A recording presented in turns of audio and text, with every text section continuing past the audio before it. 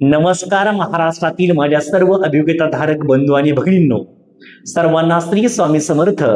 पवित्र पोर्टल शिक्षक भरती 2025-26 स्टेट परीक्षा 3 आणि या परीक्षेची अगदी चातकासारखी वाट संपूर्ण महाराष्ट्रातील अभियोग्यताधारक पाहत आहेत.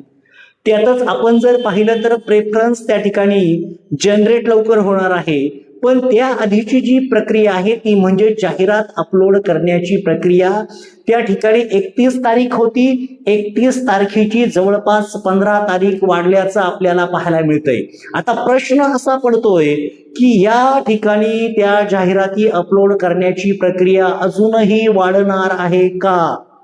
तर याचं उत्तर, माझ्या मनाला जे उत्तर वाटतंय आणि एकंदरीत सर्व परिस्थिती पाहता जे उत्तर मी देतोय ते उत्तर अगदी बरोबर असणार आहे.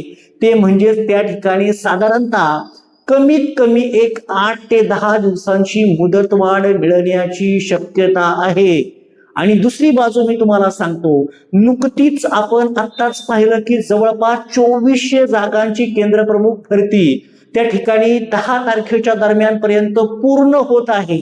आणि त्या रिक्त झालेल्या जवळपास 2400 जागा जर अभियोग्यताधारकांनो जर तुम्हाला आल्या तर तुमच्यासाठी हा सोन्याचा दिवस असेल. भलेही भरती 10 दिवस पुढे जाईल, पण त्या ठिकाणी जागा जास्तीत जास्त आल्या पाहिजेत. अगदी आपल्या कमी मार्क्स वाल्या एखाद्या अभियोग्यताधारकाचं देखील काम त्यामध्ये झालं पाहिजे. या मानसिकतेचे आपण आहोत.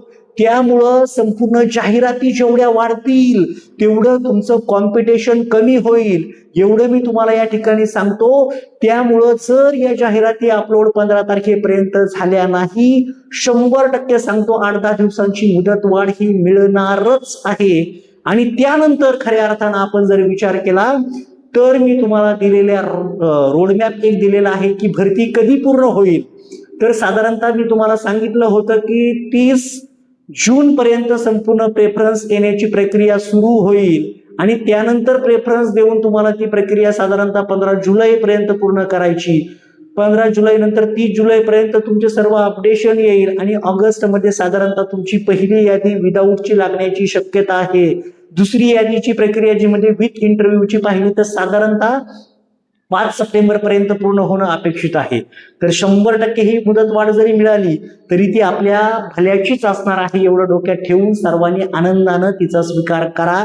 सर्वांचं काम या भरतीमधून व्हावं यासाठी खूप खूप अशा शुभेच्छा. Thank you so much. All the best.